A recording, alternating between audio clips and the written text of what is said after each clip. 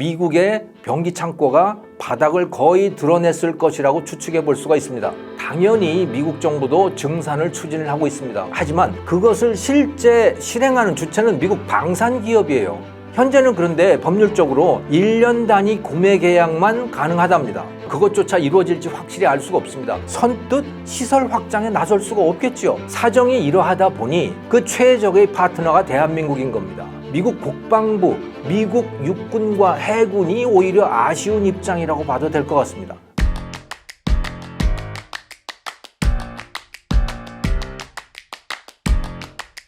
여러분 안녕하세요. 김정호의 세계경제 일주, 오늘은 방위산업 네 번째 이야기를 전해드리고자 합니다. 한국 방산기업이 미국에 어느 정도나 수출을 할 수 있는가, 이런 내용입니다. 2022년에 미국은 한국으로부터 155mm 포탄 10만 발을 수입을 했습니다. 거기에 이어서 올해 3월에는 또다시 같은 포탄 50만 발, 이번에는 대여 계약을 체결했습니다. 우리 한국의 입장에서는 일종의 궁여지책 같은 거죠. 우크라이나에다가 살상 무기를 제공하지 않으면서도 동맹인 미국의 요구를 성의껏 들어주기 위한 고육책이라고 합니다. 그나저나 세계 무기 수출의 절반 이상을 차지하는 미국이 왜 한 3% 정도밖에 안 되는 한국에다가 이렇게 아쉬운 소리를 하게 됐을까요? 원인은 우크라이나 전쟁과 미국 무기 생산량의 부족에 있습니다. 우크라이나 러시아 전쟁에서 가장 많이 쓰이는 무기가 자주포, 하위츠라고 하는 것에다가 넣어서 발사하는 155mm 포탄이라고 합니다. 우크라이나 군대가 한 달에 20만 발 정도를 사격을 한다고 해요. 미국이 지금까지 우크라이나에다가 150만 발을 지원을 해줬습니다. 유럽연합은 그 절반 정도를 지원했다고 하는데요. 이것은요, 미국이든 유럽이든 이 생산 능력에 비해서 턱없이 많은 양입니다. 미국이 매월 생산할 수 있는 이 155mm 포탄 최대치가 15,000발인데요. 작년 3월부터 이 모든 생산량을 다 우크라이나에다가 줬다고 해도 30만 발을 넘지 않아요. 그런데 150만 발을 줬잖아요. 그러면 그 100만 발이 넘는 포탄은 어디서 나왔을까요? 당연히 병기고에 쌓아두었던 비축분을 줬다, 이런 말인 거죠. 정확한 숫자를 알 수는 없지만 미국의 병기 창고가 바닥을 거의 드러냈을 것이라고 추측해 볼 수가 있습니다. 생산량을 늘리면 되지 않냐고요? 당연히 미국 정부도 증산을 추진을 하고 있습니다. 그래서 2028년까지 1년 연산 9만 개로 생산 능력을 확대하겠다, 이런 발표를 했습니다. 90만 개도 아니고 9만 개예요. 턱없이 부족한 거죠. 이 우크라이나 전쟁을 생각해보면. 게다가 그것조차 이루어질지 확실히 알 수가 없습니다. 발표는 미국 정부가 했지만 그것을 실제 실행하는 주체는 미국 방산기업이에요. 국방성의 발표가 실행이 되려면 의회가 법 개정과 예산 승인을 다 해줘야 됩니다. 그래야 민간 기업이 움직일 수가 있죠. 록히드 마틴 CEO에 따르면 증산 계획이 나온다고 하더라도 실제 계약에 서명하기까지는 최소 2-3년은 걸린다고 합니다.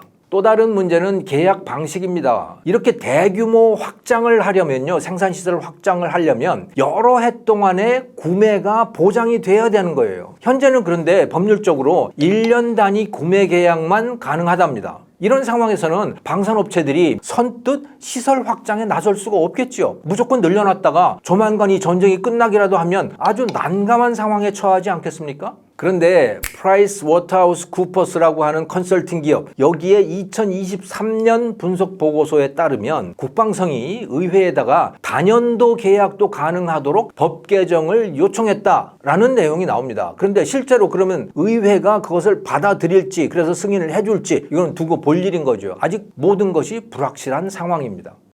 사정이 이러하다 보니 어디선가 부족분을 수입할 수밖에 없게 된 거죠. 그 최적의 파트너가 대한민국인 겁니다. 한국은 미국 동맹국들 중에서 가장 무기 산업이 활발하게 돌아가는 나라입니다. 을지훈련이니 한미연합훈련이니 해서 지속적으로 사격 훈련을 해오지 않았습니까? 그러다 보니까 자동적으로 포탄의 성능 테스트가 이루어지는 것이고요. 또 생산량도 상당 수준으로 계속 유지되어 온 거죠. 계속 쓰고 있으니까. 그렇기 때문에 원가도 낮아지는 겁니다. 규모의 경제가 있어서. 한마디로 한국산 포탄은 가성비가 뛰어나다는 말이죠. 자, 그런데 미국이 절실하게 필요로 하는 것, 이것은 포탄 말고도 또 있습니다. 그게 바로 해군 함정이에요. CNN이 6월 3일자로 보도한 내용을 참조해서 말씀을 드리겠습니다. 현재 중국의 군함 숫자가 340척인데요. 미국은 300척에도 못 미친답니다. 그러니까 중국 군함의 숫자가 엄청나게 빠른 속도로 증가해 온 거예요. 그리고 그 격차는 더욱 벌어질 것으로 보인답니다. 중국이 조만간 400척이 될 것 같은데 미국은 2045년이 되더라도 350척이 전부랍니다. 현재 계획대로 그대로 다 간다고 하더라도 그렇다는 거예요. 함정 건조 능력이 딸려서 도저히 중국의 해군력 확장을 따라갈 수 없다는 거죠. 이것은 미국 해군 장관이 직접 발언한 내용입니다. 그런데 CNN은 말이죠, 이 군사 전문가의 발언을 빌려서 대한민국이 그 부족함을 채울 수 있다고 보도를 했습니다. 예를 들어서 구축함 같으면요, 우리나라의 세종대왕함이 있잖아요. 이 세종대왕함이 중국의 타입 055 구축함, 여기에 충분히 맞수가 될 수 있다고 합니다. 게다가 한국의 조선 기술과 생산 능력, 이거 세계 최강 아닙니까? 그러니까 한국에서 해군 함정을 수입하자. 그것이 싫다면 미국이 설계를 하고 그 설계도를 갖다가 한국 조선소에 줘서 외주를 주자는 거예요. 한국에서 건조를 하자는 거죠. 이런 제안을 이 군사 전문가가 하고 있더군요. 그리고 이 기사 속에는 일본 조선소들도 후보로 올라 있습니다만은 조선업이라고 하면 이미 한국이 일본을 넘어선 지가 오래됐죠. 한 20년 됐습니다. 넘어선 지가. 그런데 한국 군함을 미국에 수출하는 것, 미국이 한국 군함을 직접 수입하는 것, 이건 당장은 어려울 것 같습니다. 왜냐하면 미국의 관련법 때문이에요. 미국 법에 의하면 해군 함정을 외국에서 조달할 수 없게 돼 있다는군요. 군사 기밀 유지 목적도 있고, 이것과 더불어서 사실은 더욱 중요한 거는 조선업 일자리를 유지해야 되는 목적도 있다는 것이죠. 지난 몇 년 동안 미국 조선소들이 건조한 대형 함정 15척 중에서 14척은 해군이나 또는 해안경비대에다가 납품한 물량이라는군요. 이런 문제들 때문에 당장은 해군 함정 수출이 어려울 것이다, 이렇게 진단을 하지만요. 하지만 상황이 바뀐다면, 예를 들어서 대만에서 전쟁이 터진다든가 또는 남중국해의 갈등이 더욱 심각해진다든가 이렇게 된다면 미국이 급히 구축함들을 또 다른 함정들을 더 많이 필요로 하게 될 것이고, 그러면 한국 이외에는 별다른 대안이 없어질 겁니다. 한화, 현대중공업 이런 데들이 기회를 만날 수도 있겠죠. 기술과 가격, 속도 면에서 한국의 조선산업이 충분한 경쟁력을 갖고 있기 때문입니다. 한편 이 공군 무기에 있어서 F-35 또는 그 이상의 첨단 전투기, 이런 것들에서는 한국은 글로벌 시장에 접근조차 못하고 있죠. 엄두도 못 내고 있습니다. 당장은 기술 수준이 못 미쳐서 그런 것이기도 하지만 길게 보면 이것이 경제 문제이기도 합니다. 사실 기술만으로 한번 생각을 해보세요. 대한민국 웬만한 첨단은 다 만들고 있습니다. 첨단 반도체, 첨단 통신기술, 첨단 배터리, 첨단이라고 하면 한국은 웬만한 것은 다 만들어내고 있는 나라입니다. 무기도 얼마든지 최첨단을 만들어낼 수 있을 거예요. 투자만 충분히 한다면.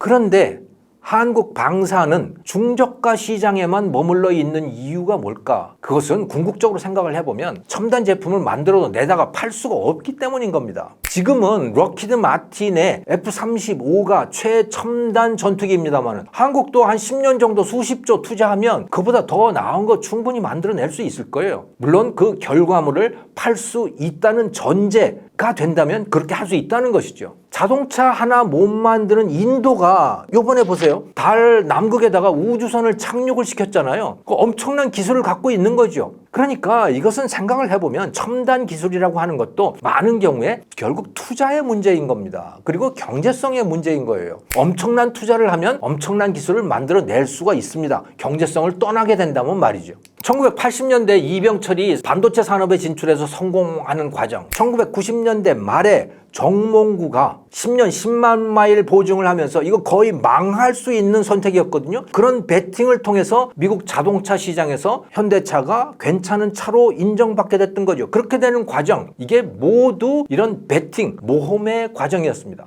그리고 그렇게 만드는데, 그러니까 최첨단 전투기를 만드는데 한국인만 가지고 안 된다. 그럼 미국인을 데려와서 얼마든지 할 수도 있어요. 마치 1972년 정주영이 최초로 30만 톤급 유조선을 만들었을 때 그때 한국인 기술적 없었잖아요. 그러니까 영국인 엔지니어, 덴마크 엔지니어 이런 사람들을 다 고용해서 시작을 했던 것이죠. 전투기를 만들 때도 충분히 그렇게 할 수가 있는 겁니다. 하지만 무기에서는 그런 모험을 하기가 어려운 거죠.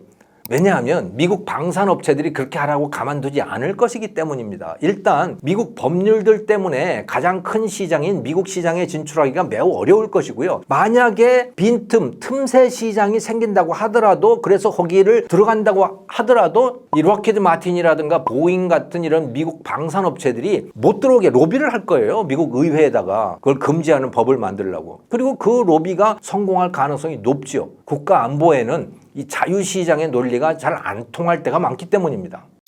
그래서 방산 분야에서는 기업들이 반도체, 조선, 자동차 산업에서 같은 그런 모험을 하기가 어렵죠. 하지만 이미 한국이 최고의 경쟁력을 갖고 있는 분야, 탄약, 자주포, 전차 같은 이런 지상전 무기 분야, 또 구축함 같은 이런 해군 함정 이런 분야들, 이런 분야에서는 얼마든지 우리가 기회를 잡을 수가 있습니다. 사실 미국 국방부, 미국 육군과 해군이 오히려 아쉬운 입장이라고 봐도 될 것 같습니다. 다만 미국 의회가 문제죠. 이 의회, 국회의원들이 유권자들의 눈치를 보기 때문에 문제인 겁니다. 그 문제만 해결이 된다면 아마 굉장히 분위기가 달라지겠죠. 풍향계가 완전히 달라지고 있는 듯한 느낌이 듭니다. 최근에 폴란드 같은 데 수출이 많이 늘어난 덕분에 생산량이 늘게 됐잖아요. 이 우리나라 방산기업들의. 그러면서 생산 원가가, 대당 원가가 낮아지고 있을 겁니다. 지금 굉장히 원가가 떨어지고 있을 거예요. 규모의 경제 때문에 그렇죠. 그러니까 앞으로는 수출 경쟁력이 더욱 높아지겠죠. 그것이 더욱 수출을 촉진을 할 것이고 자체적인 신제품 개발을 위한 자금원, 기폭제가 될 수도 있을 겁니다.